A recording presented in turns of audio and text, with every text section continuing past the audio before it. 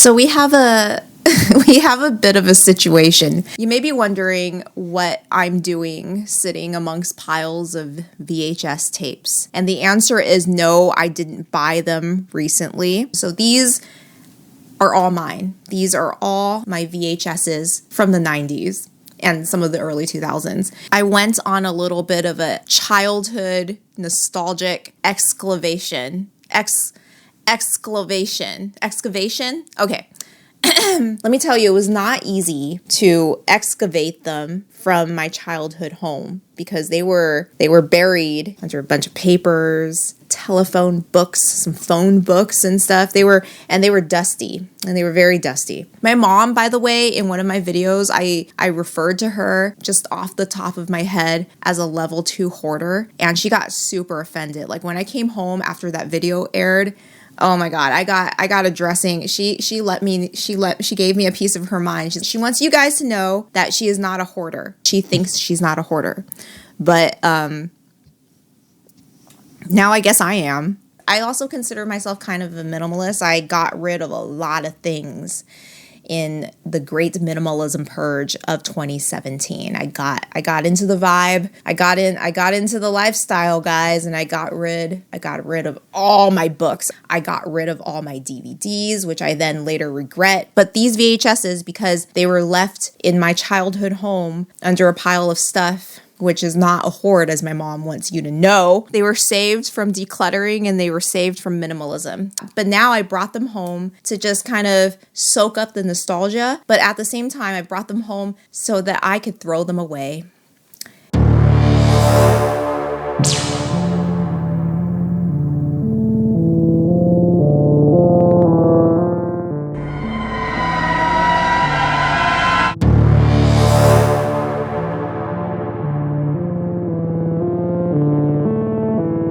So I brought these VHS tapes home under subterfuge. Yeah, what's up, Mom? I'm gonna throw these all away. Now that I have them, I don't know what to do because they're bringing back so many memories. It's all coming back to me, guys. It's all coming back to me.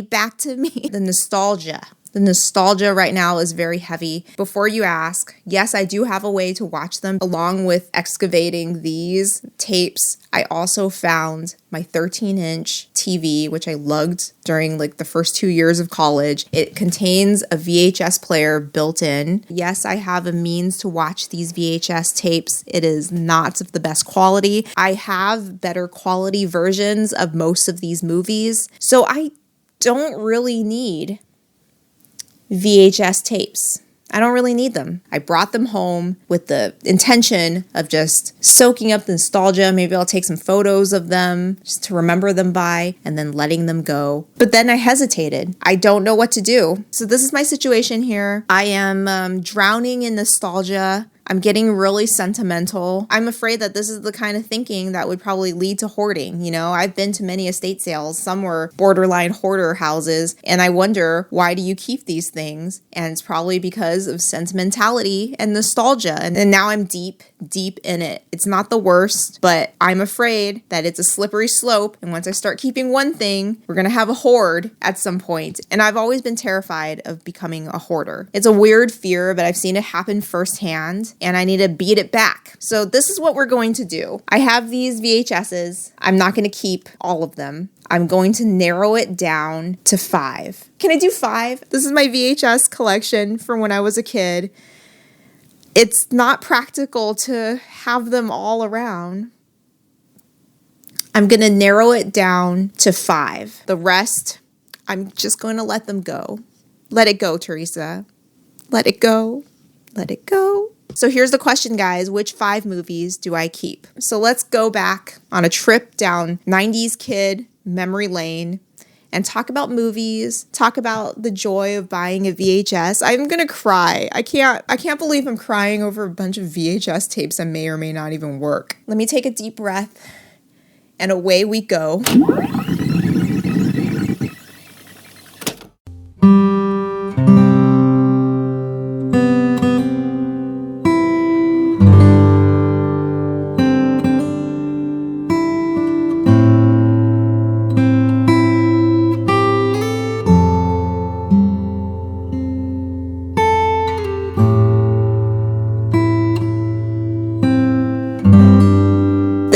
not my entire VHS collection. I know there's more. It's missing the crown jewel of my VHS collection, which is my 90s Disney clamshell tapes, like my Disney Renaissance clamshells. I don't know where the hell they are. I also own 2 Goosebump clamshell VHSs, The Haunted Mask, the very first Goosebumps ever broadcast, and I think we also owned the Terror Tower one. It's on the tip of my tongue. Tower of Terror, the Haunted Tower, Tower of Terror, which I don't really have much of a memory for, but we all remember The Haunted Mask. No, I'm Carly Beth. I'm Carly Beth. So this is not my complete childhood VHS collection. You know, if the Disney VHSs were here, I'd probably be a sobbing mess right now, but I can handle this.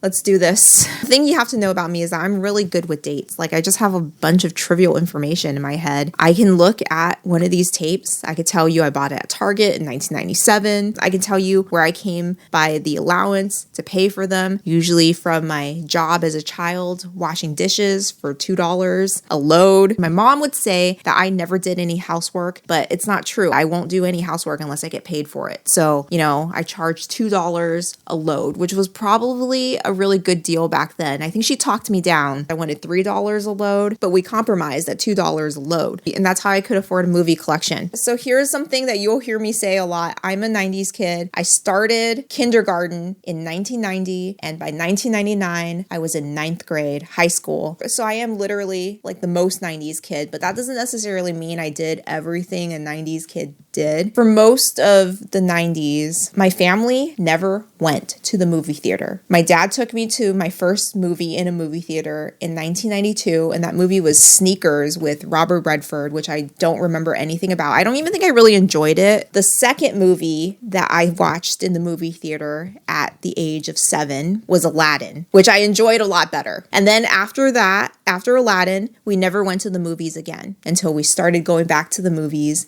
in 1997. In 1997, the first movie I watched in the movie theater was Selena, and we watched it at a $2 cinema, and that's where we went, the $2 cinema. We're back in business in 1997. So between the years of 92 and 97, 5 years, never went to the movie theater once. And we never had a Blockbuster membership or a Hollywood Video membership, any kind of video store rental membership we didn't have. So you could check out movies from the library, but they really didn't.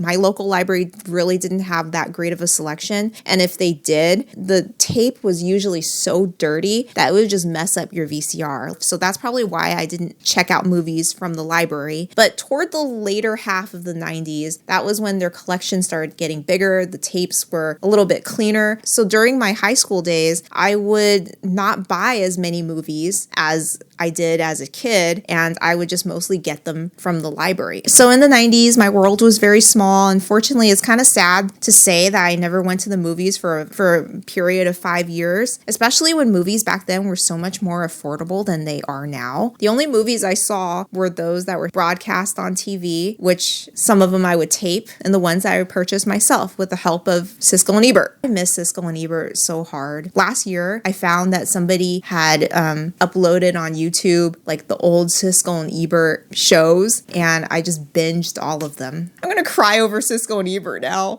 And I watch a recent movie, I sometimes would think, I wonder what Ebert would think about this, or like, I think Ebert would have really loved this movie had he been alive today. For instance, he would love Parasite. He would love The Zone of Interest or Anatomy of a Fall. I think he would also really like The Menu. I talk about him as if I know him.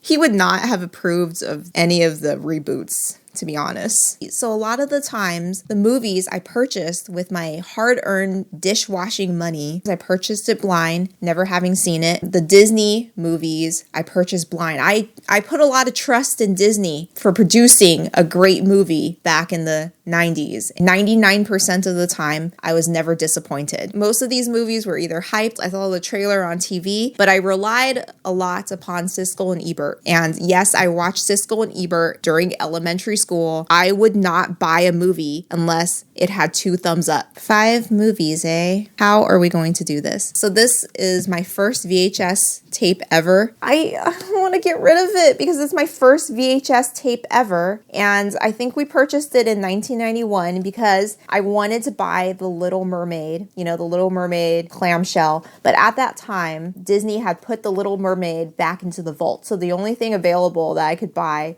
was The Little Mermaid sing-along songs. This was literally my only VHS that I owned for like one or 2 years, and I wore it out. But you can see from the case that it's all banged up and messed up. But I would play this over and over again just so I could see The Little Mermaid. And I remember all the songs on here.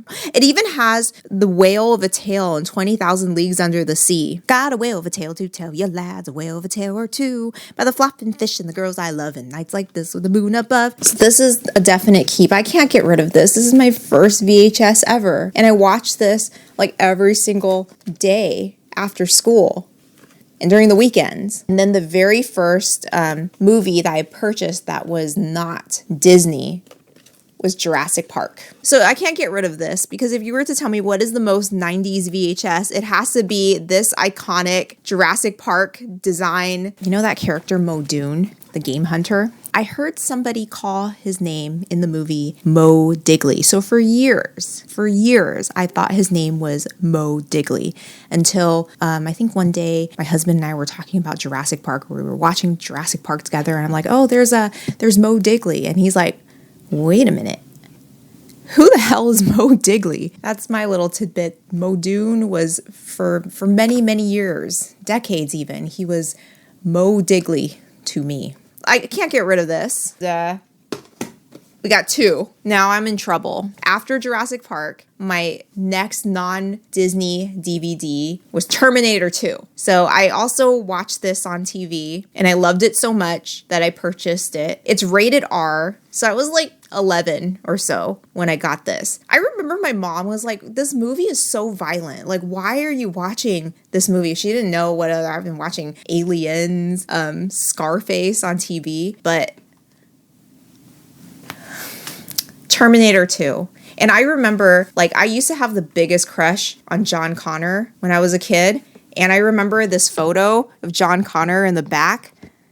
Oh, he was so cute. I watched Terminator 2 before I had even seen Terminator 1. It's called regular Terminator. I call it Terminator 1. So I had no idea what was going on with the original Terminator. I had no idea who John Connor's father was. So I had no idea about the backstory. But it wasn't until years later, in 1999, that I finally watched Terminator, just regular Terminator, and I did a whole video about it. And what can I say? I love them both. They're awesome for different reasons. Now, I did go watch Terminator 3 in the movie theater and was horribly disappointed, and have been horribly disappointed by every single Terminator sequel ever since, except for the Sarah Connor Chronicles on TV. I can't let this go, so stays. But then you can't have Terminator 2 without the original Terminator, because there's only 2 good Terminator movies.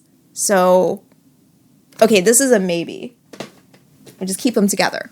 Anastasia. The thing with Anastasia is that whenever I see it on streaming, and for every single kind of concept art or poster art or whatever that you see right now, it is the ugliest thing. They've like decided to go with the ugliest representation of Anastasia ever. So this is the original VHS cover for it. I mean, I wouldn't say that it is the most beautiful thing I've ever seen, but it's leagues above what they would use for the thumbnail for streaming nowadays.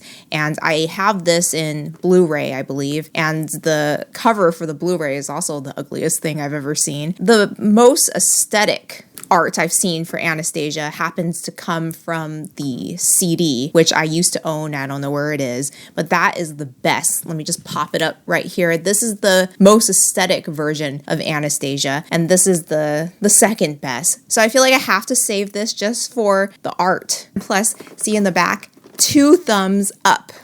I've said a lot about Anastasia. I did a 40-minute video on Anastasia. I've talked in length about my crush on Dimitri, who has the best animated hair ever, that 90s dreamboat hair. So this has got to be a keeper. In fact, this is not only a keeper, this is such a part of my childhood that it needs to go on, that it needs to be displayed somewhere on my shelf. We'll find a place for it later.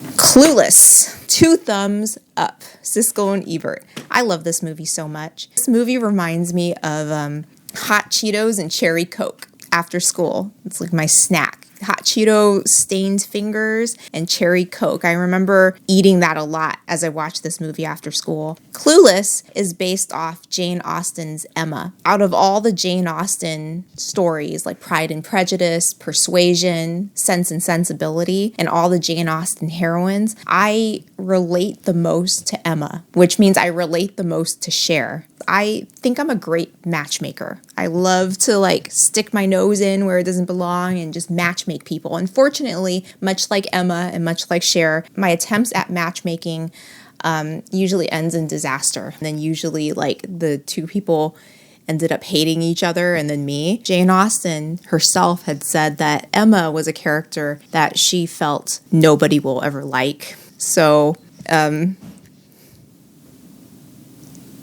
ooh. I dearly love Clueless. I gotta keep this too. Oh, how can I not keep The Sandlot? Also, another big childhood crush, Benny from The Sandlot. Even though this movie took place during the 60s, it felt so 90s. It fully captured what it was like to be a carefree 90s kid that just happened to be set in the 60s. So, let me just expand my quota to 10, okay? So The Sandlot's a keeper. I'm a romantic comedy author, and this movie sets the foundation for my entire writing career. There's so much magnetic charisma and chemistry between Bill Pullman and Sandra Bullock, and look, 2 thumbs up. So I guess I have to keep this one, Independence Day. So Independence Day was a movie that I purchased without having seen in the movie theater or on TV, purchased blind. But, at the time of its release, there's huge hype about the special effects. There was several TV specials about it, which I watched, and I was just like, wow, it seems so cool. And I love like the category of natural disaster movies, which was big in the 90s. Independence Day was a movie that actually had to grow on me. When I first bought it and I watched it, I gotta be honest, I wasn't in love with it because I only had a few VHSs in the 90s to watch it over and over again. After several watches, then it grew on me, but I didn't love it immediately. I would say I don't need to own a VHS of this. Even though I love it now,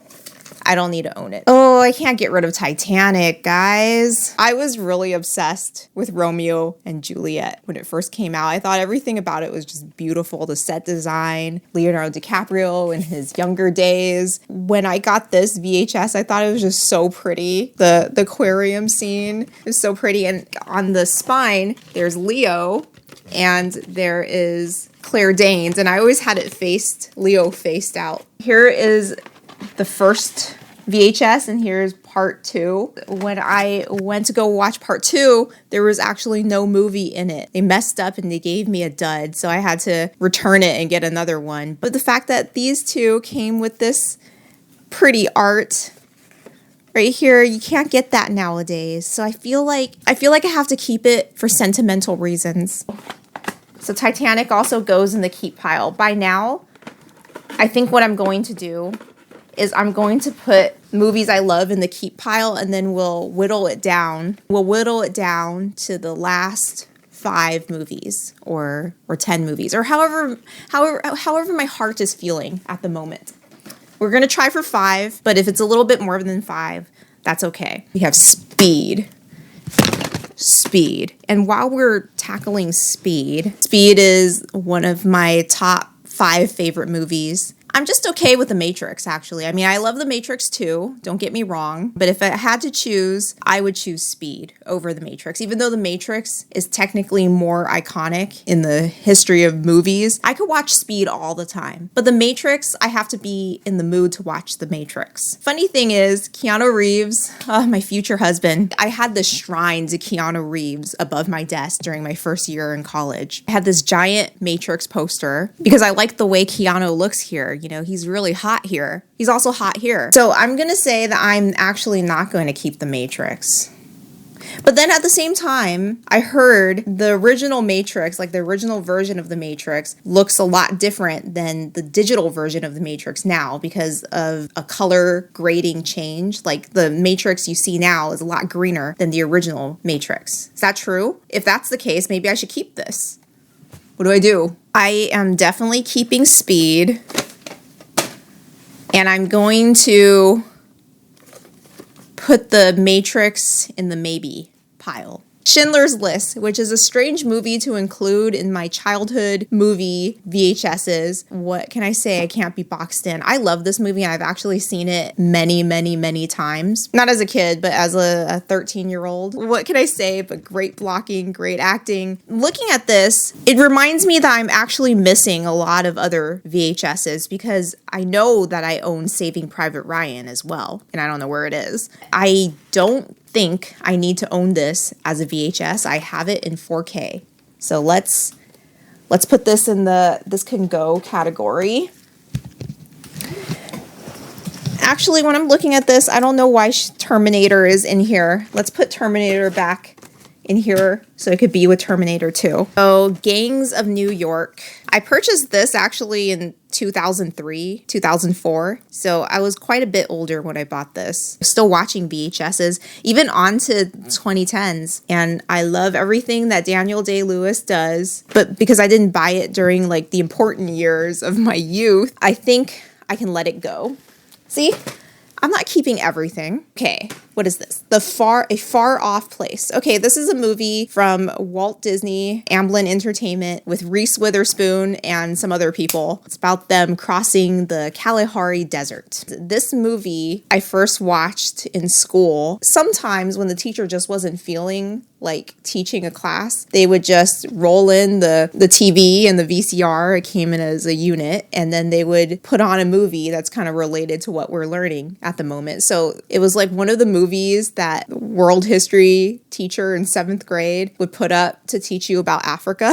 For some reason, we started watching this and we made it halfway through in class and then we never finished it, and I thought it was pretty good. And then just out of serendipity, I found it at Target a few years later and I'm like, I've never finished watching this movie and I remember liking it. I decided to buy it so I could finish watching this movie, and I would have to say that for the first quarter of this movie was good. The rest was kind of lukewarm, tepid, and I remember reading a Roger Ebert review later on when I used to frequent his website a lot in the early 2000s reading reviews, and he didn't like this movie because I owned it. I like forced myself to watch it several times, so it's okay, but it's not my favorite, so this could go. The Blues Brothers. Oh, this is the John Belushi 2-pack, and this actually belonged to my dad. He bought this because The Blues Brothers is his all-time favorite movie, and then Animal House just came with it. And he wanted me to watch it because he wanted to share The Blues Brothers with me. I really wasn't into like sitting down and watching The Blues Brothers. I'm like, does it have Leo in it? Does it have JTT in it? Does it have Keanu in it? And he's like, no, it's just John Belushi. What do I want to watch a movie with John Belushi? Who the hell is John Belushi? Eventually, he got me to watch it. You know, I love it. And then I later on watched Animal House and I love that too. I currently own The Blues Brothers in 4K, but I don't own Animal House. It's not like it's hard to get Animal House. I have a much better version of The Blues Brothers.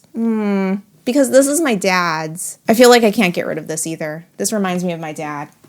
Nope. So the keeps are quite a lot, but we're making progress. Ever After with Drew Barrymore and Dougray Scott. I'm sorry if I butcher his name. I never know how to say it. And Angelica Houston. I love this. This is so beautiful, the way that this is designed. And look, 2 thumbs up, Siskel and Ebert. This movie, all the girls were into it, including myself when it came out in 1998. But only in the 90s would you have a movie, a Cinderella story, set in France, in which the characters spoke with an English accent. Even the peasant characters spoke with a Cockney English accent, but most of them were also American, so they were doing an American version, a bad Americanized English accent for characters set in France. So only in the 90s. I love this movie, but I have a better version of it, so this can go. Demolition Man.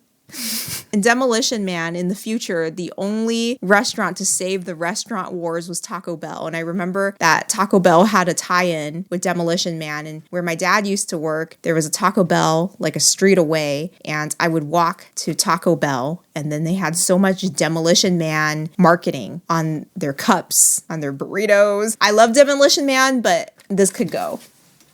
I have my two costume dramas, Elizabeth with Kate Blanchett and Shakespeare in Love. Ah! These two movies kind of got me through history class in 9th and 10th grade when we studied Elizabethan history. Out of these two, I like Elizabeth more. Shakespeare in Love, there's a lot of controversy with a producer that shall not be named, and the fact that Shakespeare in Love beat Saving Private Ryan in 1999 Oscars. I watch Elizabeth all the time. Don't you think this is a really cool cover? I keep calling it a cover like it's a book. She looks so scary. Two thumbs up. These both have Joseph Fiennes. 1998 and 1999 was his year to be in Elizabethan costume dramas. But I would say that I don't need to own both of these in VHS forms. See? Something About Mary. Austin Powers, The Spy Who Shagged Me. This was through a Secret Santa, and this my first boyfriend gave me. I don't know what he was trying to tell me here. And he bought this at Hollywood Video, I see. I remember I really liked all of Cameron Diaz's outfits in Something About Mary. Oh, there you go. I'm making space. I'm making progress and making space. Ace Ventura, When Nature Calls. This is the second Ace Ventura. I don't own Ace Ventura because I like this movie better than the original Ace Ventura. And I don't remember much about this movie. I remember the rhinoceros scene. That alone makes this movie. Jim Carrey, sorry, you're going. Scream, and this is random. Robin Hood, Men in Tights. Robin Hood, Men in Tights, I saw on TV. I've never seen Princess Bride, but I thought Carrie Elways was so cute in this movie that I had to get it. Spaceballs and Men in Tights. I think those are the only two Mel Brooks comedies I've ever seen. I've never seen The Producers on Broadway and in movie form. Should I watch The Producers, guys? And a little bit of tidbit is that I saw Spaceballs before I saw Star Wars, any Star Wars. And I like Spaceballs better than Star Wars. But the thing is, nowadays, I think Mel Brooks was funny when I was 9, 10 years old. I don't know if I find him that funny anymore. But Carrie Elways, he was so beautiful. And then it really shook me to learn that he was the mayor, the sleazy mayor in Stranger Things season 3. And I'm like, that's Carrie Elways? So I don't think I need to own this anymore. And Scream, well, this is very 90s, isn't it? No, I don't think I need to own this. Speaking of another movie that I thought was really funny when I was 7, but I probably won't think is funny now, is Hot Shots with Charlie Sheen. I remember this movie was always on TV. Oh, I think this will go. Butch Cassidy and the Sundance Kid. This is really random. Back in the year 2001, I was like 16 years old. Cat on a Hot Tin Roof was on TV, and I caught like half of it. I had no idea, other than Elizabeth Taylor, who the other actor was, which was Paul Newman. I had no idea who Paul Newman was. All I knew was that he was the most handsome actor I've ever seen. Back in the day, in 2001, I didn't even have the internet. We were late adopters of the internet in my household. So I went to school and I asked my English teacher who was in Cat on a Hot Tin Roof. And then she's like, that's a good question. Let me get back to you. So she had to look it up in a book. And she told me it was Paul Newman. He makes salad dressing. Oh, the salad dressing guy. I've developed this giant crush on Paul Newman at 16 years old. I was at Target and I found Butch Cassidy and the Sundance Kid starring Paul Newman. And it wasn't the movie I wanted. I wanted Cat on a Hot Tin Roof, but that wasn't sold there at the time. So that's how I got Butch Cassidy and the Sundance Kid. So what's this? American Pie. I didn't buy this. This is my brother's. It just got in the pile. Okay, here we go. We have Rush Hour. Okay, I can't hold this anymore. Now that the pile is moved over here, let's...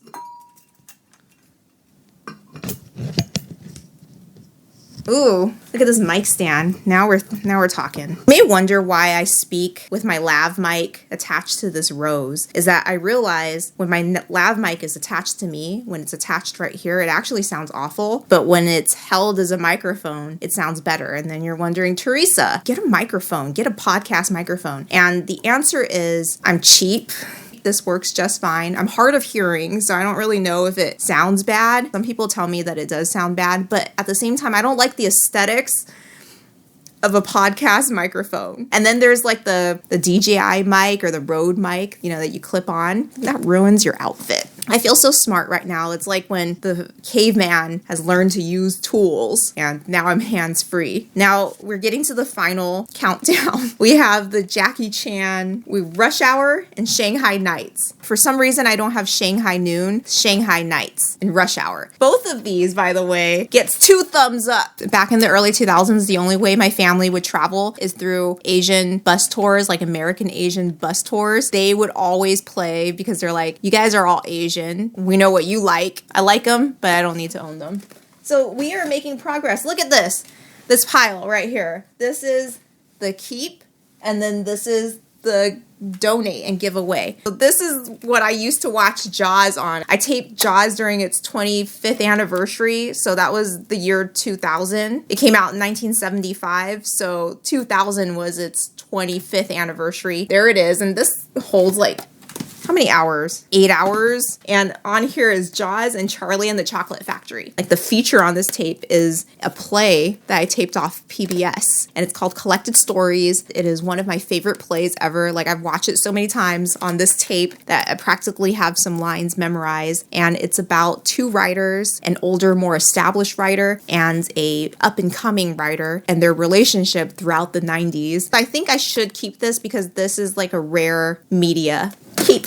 So this one is the 2000s BBC adaptation of Mervyn Peake's fantasy Gorman Gas. And I remember the day I taped it was on July 1st, 2001. I see a trend here in that a lot of my movies also involves a lot of celebrity girlhood crushes. And I was really into Jonathan Rhys-Meyers. Like he was my crush during the year 2001. He eventually went on to play Henry VIII in The Tudors. In the year 2000, he was Steerpike in Gorman Gas. I'm going to say something that's going to shock and enrage a lot of you. So when Gorman Gas came out in 2000, the year 2000, but I saw it in 2001. In 2001, another fantasy movie, little known fantasy movie, also premiered in theaters that basically sucked the air out of the room. That movie was Lord of the Rings. Okay, are you sitting down? I tried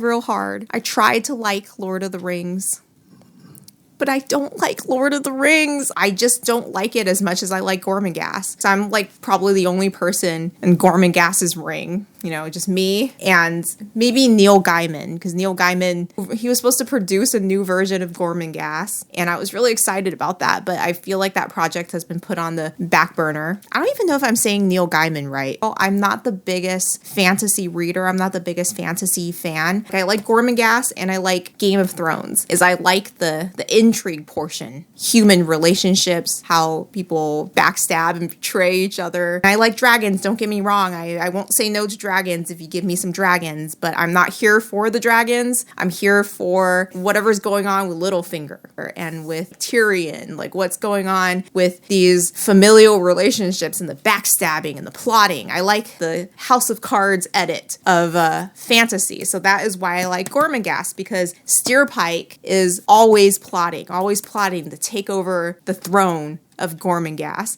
You got to hear me out here. I like Gollum's story in Lord of the Rings, but all the hobbits, I don't give a shit what happens to them. I don't give a shit what happens to Gandalf. Gollum is what we're talking about here. Gollum, like I sympathize with Gollum. This is like a big weight off my shoulders, like movie confessionals. When I was in college in the early 2000s, there was somebody on my floor, this girl on my floor. I thought she was pretty cool and I wanted to be her friend. She had like a streak of purple in her hair and she had these steel toe boots. We went to Hot Topics a lot. Like she would shop at a Hot Topic. She was really into Lord of the Rings, like really into Lord of the Rings. And I lied to her and I said that I was into Lord of the Rings too. And she's like, what? You love Lord of the Rings too? Let's go watch Lord of the Rings together. A Lord of the Rings marathon. So I had to sit through Lord of the Rings because I can't say that I didn't really care for Lord of the Rings. So I watched Lord of the Rings again, when I would rather watch Gormenghast, which I could get. Nobody will ever watch Gormenghast with me. During college, that was when the sequels, Two Towers, the very long third part of Lord of the Rings with those multiple endings that just won't end. I can't say that I don't like Lord of the Rings, because how can you say that? Yeah, Lord of the Rings is cool, and then get dragged into multiple showings of Lord of the Rings. It just wouldn't end. There were so many endings. There was like 3 endings, and I'm sitting there, I'm like, ends already, just ends. It's over. Good triumphed over evil. Just end your stupid story already. So, let me just tuck this in here. I don't know, I should keep this too. So, speaking about ending my stupid story already, this is the pile of things that I may keep. Oh, this is a lot heavier than DVDs. We got to keep Anastasia. We got to keep Jurassic Park. Got to keep T2. We got to keep the Little Mermaid sing-along song because it was my first ever VHS. You got to keep Speed. You got to keep Titanic. This is not helping. Okay, I suppose I don't have to keep Romeo and Juliet. And I suppose I don't have to keep Terminator. No, I have to keep Terminator with Terminator 2. The Sandlot, I already own in 4K. And I guess I don't need to keep this. Oh, 1, 2, 3, 4, 5, 6, 7, 8, 9. 9 items. Okay, let me put Romeo and Juliet back in. We have whittled it down to 10 items that fits neatly on a shelf or a 90s kid time capsule. If some disaster happened and all the movies were just wiped off the face of this planet, but you can only save 3 movies, let me know what those 3 movies are. And let me know if I should just give Lord of the Rings a chance. Like, watch Lord of the Rings again. I haven't seen the Hobbit movies because obviously I didn't care for Lord of the Rings. Thank you so much for watching my video, watching this video to its end. If you've enjoyed it, please give it a thumbs up. And if you've enjoyed me, then consider subscribing to my channel. And I'll see ya next time.